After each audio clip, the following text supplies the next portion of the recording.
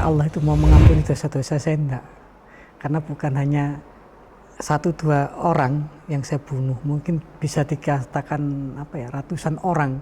Karena pembunuh bayaran kan dia dikasih duit, dia jalani pekerjaannya. Saya tanya, loh kenapa Bapak Ibu kok enggak jadi sholat? Wah gimana Pak, ini imamnya sama makmumnya tatuan semua. Terus apakah enggak boleh? Alif Lam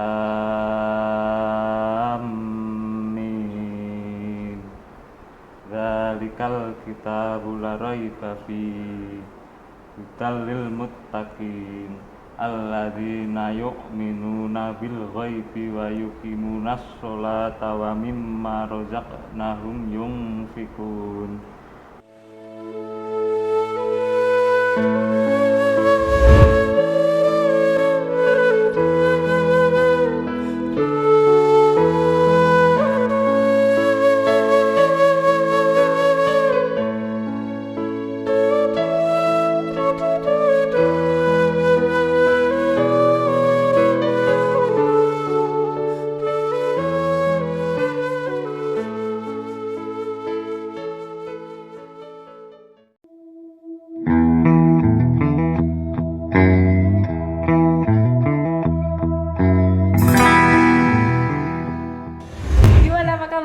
Alhamdulillah baik. Perjalanan juga lancar. Alhamdulillah nggak ada hambatan sama sekali. Alhamdulillah, ya. Masya Allah. Dari Jogja tadi? Dari Jogja, Jogja kita. Ya ibarat pulang kampung lah, kan asli Surabaya sebetulnya. Iya, tapi terima kasih banyak loh ya. Iya, sama-sama. Kita juga terima kasih sudah diundang di sini untuk berbagi pesan kepada seluruh masyarakat. Mudah-mudahan nanti apa yang kita sampaikan bisa membawa manfaat untuk semuanya. Anda ini kan pendiri pesantren ya, di dalamnya ini diisi oleh 80%-nya anak-anak atau orang-orang dewasa yang notabene itu tersisihkan gitu Kang. Benar itu? Iya, jadi kalau pendiri bukan saya ya, kalau pendiri kan istilahnya tukang bangunan, lebih tepatnya kita diberikan amanah. Iya kan, karena pada prinsipnya kita, Allah itu maha bois Mbak. Kan gitu. Jadi kita ada di sana, kemudian Allah mempertemukan kita dengan teman-teman yang ada di Jogja dan sekitarnya, yang notabene mereka adalah yang tersisih ya, yang terbuang, dan mungkin bisa dikatakan mereka adalah sampah masyarakat, sehingga orang untuk berkenalan dengan mereka aja takut gitu loh. Padahal sebetulnya apa sih yang ditakutkan?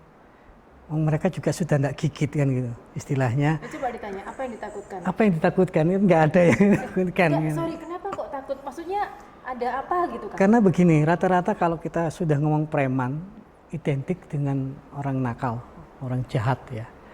Mereka yang suka mabok, mereka yang suka ya hidupnya bebas lah. Tapi sebetulnya di sana kalau kita mau menggali lebih dalam, mereka sebetulnya butuh pengakuan. Jadi pengakuan ini mereka ada gitu loh, mereka sebetulnya ada, tidak dipungkiri. Mulai zamannya Nabi Lut, ketika zamannya Nabi Yunus, zaman-zaman terdahulu ada, mereka sudah ada gitu. Cuman dengan bahasa kaum-kaum yang lain ya. Tapi di era milenial saat ini, istilah kata preman atau premanisme itu menjadi sebuah momok, ketakutan untuk masyarakat. Karena preman identik dengan ya mereka maling, terus kemudian mereka hal-hal yang tidak manfaat lah. Nah, dari sini kita dan teman-teman merangkul, kemudian saya punya gagasan, ayo bagaimana caranya supaya teman-teman yang ada di jalanan ini kita rangkul gitu Mbak. Jadi supaya mereka mendapat tempat, setidaknya mereka ada pengakuan. Ketika mereka sudah diakui, oh ya mereka ada, lantas dikemanakan mereka gitu. Nah, kita ajak mereka untuk masuk ke dalam kita. Hanya sebuah simple, sederhana kok. Kita dekatin mereka, kita ajak ngobrol, terus kemudian kita ajak merokok kalau mereka suka merokok ya tuh. Kita juga penampilan tidak seperti ini ya ketika kumpul dengan mereka. Kita ajak berdiskusi, ya lambat laun akhirnya mereka justru welcome dengan kehadiran kita. Gitu. Ketika kita masuk ke sana mereka welcome dan gayung bersambut, ayo dolan dah ke rumahku. Istilahnya kan seperti itu. Ayo main ke tempat saya. Mulai berdiri pesantren itu tahun berapa? Kalau untuk konsepnya sendiri sebetulnya sudah lama Mbak. sekitar 2013-2014, tapi mulai awal didirikannya sekitar 2016 awal ya. 2016 awal, itu pun tanpa adanya deklarasi, tanpa adanya peresmian, ya wis pokoknya kita datang, kemudian kita alhamdulillah diberikan tempat oleh seseorang yang iba terhadap kita, terus kemudian memberikan tempatnya untuk kita jadikan sarana dakwah, untuk kita jadikan sarana ibadah.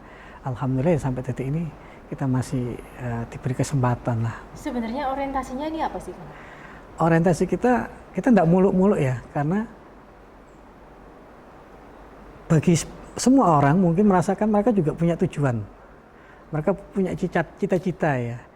Lah dengan mereka berkumpul, terus kemudian ada saling interaksi, kemudian di sana ada sebuah kegiatan, saya rasa ini yang akan tercipta. Jadi di pesantren kami sendiri mengajarkan tentang entrepreneurnya. Jadi setiap hari memang teman-teman ini kita ajak untuk bercocok tanam, kemudian kita membuat pupuk organik, ya, terus kemudian kita membuat bahan-bahan yang lain. Saat ini ada santri kami yang membuat kaligrafi ya, Mas Erwin itu membuat kaligrafi yang hasilnya juga untuk teman-teman sendiri gitu loh. Jadi mereka kita kembalikan, mereka yang awalnya terbuang, mereka awalnya yang tersisih, mereka yang awalnya tidak pernah dianggap oleh masyarakat, yang dianggap sampah masyarakat, kita angkat mereka. Bagaimanapun juga mereka adalah makhluknya Allah. Yang seperti ini tuh susah nggak sih? Gimana pola asuhnya kepada mereka ini? Karena kan gini, notabene dari jalanan nih, ya. Kemudian dibenerin gitu ya, ya, kan? Ya. Gimana itu kan? Banyak orang yang bertanya seperti itu, karena mungkin anggapan mereka susah ya, istilahnya mendidik sebuah mereka yang bebas terus kemudian. Padahal saya rasa mungkin bisa tanya ke beliaunya sendiri. Saya tidak pernah memaksakan sesuatu. Saya hanya mengatakan, ini kalau bahasa Jawanya ya Mbak, nek ono apike ya tinggu sopo. Dalam arti kalau untuk kebenaran hasilnya siapa yang akan mendapatkan. Nah kalau mereka dengan jalan seperti itu terus, mereka dengan gaya bebas, premanismenya dan lain sebagainya, terus kedepannya apa yang akan mereka hasilkan gitu, apa yang akan mereka dapatkan. Kalau dikatakan susah ya, kita masih punya Allah kok. Dia kan yang bisa membolak-balikkan hati umatnya. Jadi saya hanya meminta sama Allah, mudah-mudahan apa yang menjadi keinginan kita diijabah oleh Allah, diridhai Allah. Dan alhamdulillah ketika mereka ini masuk ke dalam pesantren, ya mungkin penampilan mereka seperti premanisme bertatu, ya kan. Tapi ketika sudah berhadapan dengan saya pribadi, rasa premanismenya itu luntur gitu. Jadi akhirnya apa? Kalau istilah pesantren taklimnya ya, taklimnya kepada seorang ustadz, kepada seorang gurunya, atau sebagai seorang, ya kalau di pesantren itu kan di tempat kami, saya pribadi bukan menganggap saya adalah kiainya, saya adalah seorang gurunya, bukan, tapi saya bisa menjadi sahabat mereka, saya bisa menjadi bapak mereka, bahkan menjadi musuh mereka. Ada yang bertanya, kok bisa menjadi musuh? Preman itu pasti butuh lah untuk marah, kan itu pasti butuh untuk marah, pelampiasan dari emosional mereka ya. Saya katakan, ayo duel karo aku. Oh iya? Iya, ayo, mau apa? Serius? Kita tantang. Bahkan sesekali saya ajak, kayak Mas Ervan ini pernah saya ajak ke Jakarta, keliling 4 hari ya, kalau nggak salah 4 hari. Itu duel untuk apa sih? Ya kita ajak untuk tarung, ayo kamu bisa mau apa? Bela diri, ayo tarung. Kamu bisa mau apa? Ayo kita ini. Jadi untuk pelampiasan mereka, itu bukan kita mengajak mereka untuk ayo sakti-saktian atau ayo kita kuat-kuatan, enggak. Tapi paling tidak kita mengajak fungsi dari ketika kita berantem itu loh apa sih gitu loh. Mas Ervan ya? Iya. Mas Ervan ini juga bertato ya? Iya. Coba boleh ditunjukin tatonya di tangan tuh. Gitu kan. Di Gitu. lehernya ini Tangannya juga. ya? Coba lagi gini. Nah itu juga. Ini gimana ceritanya juga? Langsung aja bertanya Iya. kepada Terus beliaunya. ini Mas Irfan apa? Awalnya tuh gimana tuh kok bisa tiba-tiba muncul ide mau bergabung ke pesantren? Awalnya itu ya dulu kan aku nggak ada orang tua. Terus ya sekolah itu cari sendiri aku sampai SMP keluar. Terus saya ngamen itu tetangga itu yang benci semua itu loh, ngamen apa. Terus aku dimasukin pesantren sama tetangga itu. Oh, diajakin sama Diajakin. tetangganya. Tetangganya di pesantren juga. Enggak di pesantren tapi Jamaah. Jamaah. Seperti jamaah gitu. Terus langsung mau gitu aja. ya mau lah Kak. Kok pinter langsung mau? Namanya Oh, pusing. Nggak nolak gitu, memberontak gitu. langsung mau. Ya karena anggapan gini Mbak, ada banyak kok di antara santri-santri kita, teman-teman kita yang mereka keluar, ya mereka ketemu dengan teman-teman komunitas lamanya ya, terus kemudian mabuk. Balik ke pondok ya dalam keadaan mabuk. Mungkin Mas Ervan dulu juga pernah seperti itu, masuk ke pondok dalam keadaan mabuk ya, terus ya gitu tuh. Sedikit. Iya, akhirnya lambat laun mereka ya ketemu dengan saya, mereka sungkan, ya mereka jujur gitu loh. Yang saya akui apa ya, salut lah terhadap mereka, kejujuran. Itu yang perlu kita angkat topi ya. Preman itu tidak selamanya rusak, preman itu tidak selamanya brutal, tapi ada nilai kejujuran mereka itu yang membuat saya itu nangis kadang. Jadi mereka itu jujur, ngapunten Gus.